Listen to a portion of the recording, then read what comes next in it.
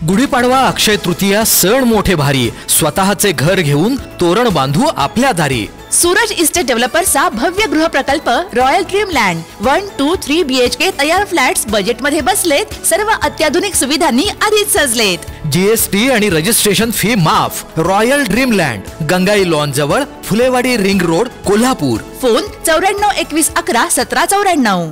पोलिसांनी विनाकारण मारहाण केल्याचा जयदीप शेळकेंचा आरोप।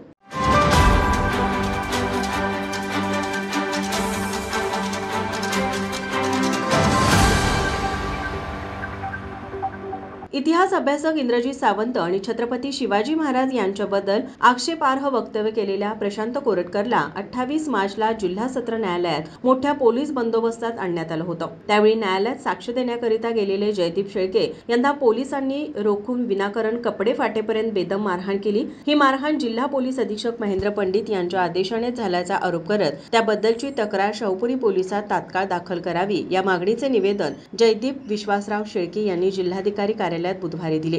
निवेदनात म्हटले आहे की प्रशांत कोरटकर याचा निषेध केल्याप्रकरणी शेळके यांना 25 मार्च रोजी पोलिसांनी नोटीस बजावली होती। त्याची साक्ष देण्यासाठी 28 मार्चला फौजदारी न्यायालयात जात असतानाच न्यायालयाच्या बाहेर शेळके यांना अडवले व आत जाण्यास मनाई केली। न्यायालयात साक्ष असल्याचे सांगूनही 10 ते 12 पोलिसांनी मारहाण करून शर्ट फाडला व शिवीगाळ करत आम्हाला जिल्हा पोलीस प्रमुखांनी दिलेल्या आदेशानुसार कारवाई करत असल्याचं त्यांनी सांगितलं। या प्रकरणाबाबतची शेळके यांनी छत्रपती प्रमिलाराजे रुग्णालयात जाऊन वैद्यकीय तपासणी करून CPR मध्ये पोलीस चौकीत तक्रार दाखल केली। पोलिसांनी विनाकारण मारहाण केल्याने शारीरिक आणि मानसिक त्रास झाला असल्याचे निवेदनात म्हटले आहे। या प्रकरणी जिल्हा पोलीस अधीक्षक महेंद्र पंडित यांच्यासह संबंधित पोलीस कर्मचाऱ्यांची चौकशी व्हावी या संबंधित तक्रार अर्ज पोलीस महासंचालकांनाही दिला आहे।